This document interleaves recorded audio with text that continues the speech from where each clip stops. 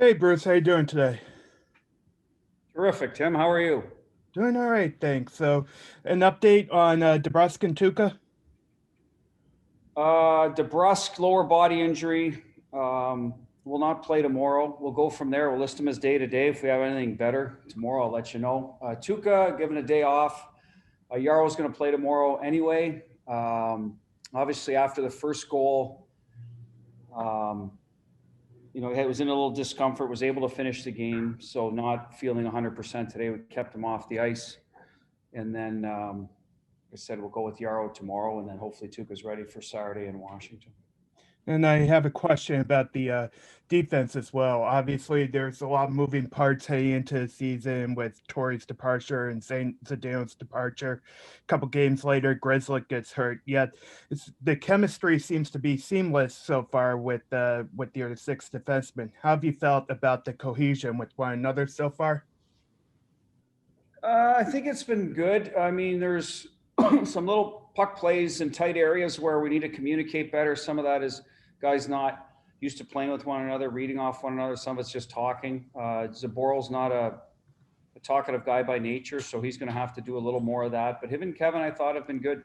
Good pair. Kevin's really good with those younger defensemen, especially the puck movers. Did a great job with Grizz early in his career. Losey and Charlie. We liked Losey. We talked about this, his ability to defend, bigger guy, that's going to need to be his bread and butter if he's going to stay in the league. So that was, how Charlie matched up last year. So we thought that pair could work. I think they've had good moments. The Carlo Clifton is just what's left type of thing. Clifton has to play on the left side, so without disrupting everything. I thought Grizz and Carlo were good together.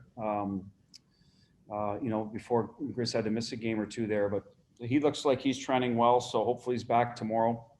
We'll see about that. Balances out the left and the right. So, but I think at the end of the day, they're just, they're young players that are want the opportunity, have been waiting for their opportunity, have earned their opportunity. Now it's a matter of taking advantage of their opportunity. So last night was a good test. I didn't think Jake the ball was as clean as he has been against a forward group that can really come on the forecheck. Losey's was a little cleaner than maybe it was early in the year. So you're going to get some of that back and forth with those guys. We have to be patient. All in all, we're working hard, really hard to keep the puck out of our net. That's the most important thing in the back end. So kudos to them for eating pucks when they have to or breaking up plays. And so far, so good in that end. And a lot of that has to do with team defense as well. And our goaltending, it needs to be there when we break down. So you put all those elements together, and so far, I think we've, been good back there, and we're gonna have to keep getting better. Go next to Sophia. Hi, Bruce. I just noticed one of the drills you were doing was some net front presence, tipping the puck, trying to get past the goaltender, of course. Was that just a little bit of a tune-up, or is that something you're stressing to your guys you really want to see more of? More so this year. That's one of goalie Bob's drills that he does for the goaltenders, flash screens, etc. Track for a puck tracking drill. So we've tried to incorporate it now into an offensive drill for our guys. It's an area that we can create more offense 5-on-5. We haven't done a good enough job over the years getting those types of goals. So we're going to try to, kind of reinforce the net, the understanding the coverage you're against in the offensive zone when teams, for example, New Jersey, when they drop 4 and 5 guys deep in coverage, that you had to probably get the puck low to high to create a little separation and some space. Then it's a matter from there of getting it through, making the right play. Do you get it to the net right away? Who's supporting and who's going to the front of the net to take away the goalie's eyes and occupy people? Who's going to the high slot for maybe a pass or a tip, shot pass? Is it D-to-D required?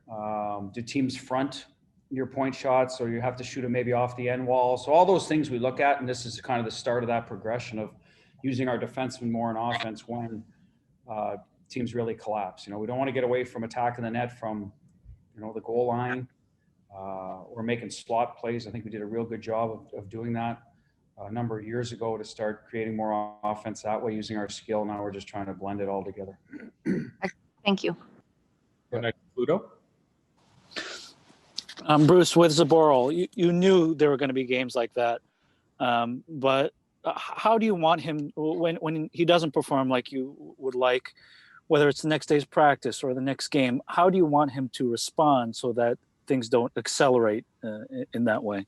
Preparing to play. I didn't say a lot to him today. Kevin talked to him a bit about, for me, it's always been when Jacob's ready to play, he's on his toes, plays well. He had a game earlier this year. I want to say New Jersey or Long Island, I'm not sure, Fluto, where we win the opening faceoff and he makes a D-to-D pass under no pressure to his partner who's kind of covered. And that right away sets off a cue to me. A guy that's a good puck mover, that, that should be a big part of his game. He's not ready to play because when he was, or when he is, he's going to take that puck and attack and make a play up the ice that he's certainly capable and has shown. So I look for that cue right away. And that is our job as coaches, is to prepare the team to be ready to play, whether it's through information, the practice the day before, morning skate, a little bit of obviously motivation, but it is on the player individually to be ready to get himself ready. And that's the challenge Jake is going to have at the NHL level, because there's not a lot of nights you can have an off night in this league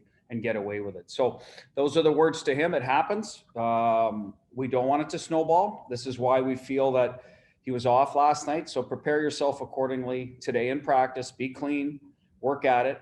And then tomorrow come ready to play. And however you got to do that is up to the individual. Some guys like to, as you know, will sleep all afternoon. Other guys will go for a walk. Other guys in the morning skate will work extra. Everyone has their own little routine that they have to get themselves, in the right mindset. So that's the words to Jake. He's going back in there. He's been a good player for us. As you said, there's some ups and downs we've got to live with. And, let's hope tomorrow he learns from it. It's a little better, not knowing that, Pittsburgh really brings it on the forecheck. So he has a little more of an expectation of what that particular, team is going to bring, our group of forwards. We'll go to Dan Roach. Afternoon, Bruce. Just a thought on Brad Marchand, added to his franchise record with shorthanded goals with his 28th last night. What makes him so good on that? And also has the 5-on-3 pass, as he continues, in your eyes, maybe is evolving as a really complete player in his career. Yeah, clearly we've seen the progression. Came up as a guy that made it with hard work, fourth line guy, energy, killed some penalties, and has blossomed into an offensive player, and then blossomed now into a power play guy we can rely on to play net front, to play on the half wall, help out on entries. Obviously, great puck recovery guy. That's why he got on the power play in the first place, Dan, to be honest with you. I liked him as a puck recovery guy. Could play the net front, was willing to go there, lots of courage, and he's grown his game from there. So kudos to him. And he's always a threat to score. I think teams know that. He's always going to attack. Sometimes it's a detriment. I think that in the second goal the other night, he attacked and probably would have been better off making a safer play, and they come back down to our end. So that's part of it with the special players. But that's his mindset every night. We love it. He's the hardest working guy in practice again today, probably played 18, 19, 20 minutes, whatever it is. And they're always hard minutes for him. And he just comes back, wants to get better the next day. And that he's said it himself. And I think that's one of the biggest growths recently, is his maturity as a person too, is, hey, if you want to be an elite player in this league, it's every day. It's every game. It's every day. Get yourself ready to play, fight through it. And I think Brad's done a great job at that, probably learning from Z and Bergie along the way. Take our final question for Coach from Rich Thompson. Hi, Bruce. Charlie McAvoy crammed a lot of situational hockey into his 27-plus minutes the other night. Could you just comment on how he's taken on all those special roles? Well, he can play in every situation, Rich. That's, what made him such a high draft pick and a valuable player for us, and came into our lineup at a young age. He could be a puck mover. He defended well against bigger bodies, against fast bodies. Can pitch in the power play. We have not needed him to be the number one guy here, but certainly he's been part of the second group consistently. Part of the penalty kill. You got the Millos and Carlos on the right side that, live for those situations, but Charlie's a great penalty killer too, can go play the other side if need be, especially now with Z gone, who ate a lot of minutes. So overtime, 3-on-3 covers a lot of ice. 4-on-4 again, can cover the ice necessary, can read plays. So just you know what, he's a hockey player, and he's a smart hockey player with a lot of drive, very competitive. So you're always going to get a bounce back from him too if it doesn't go his way for a shift or a game. So all those things make him who he is. And like I said, I think he's only going to get better once he's used to the league a little bit more. Defensemen often take a while, and I think you're going to see growth in other areas of his game that may not show on the score sheet over time.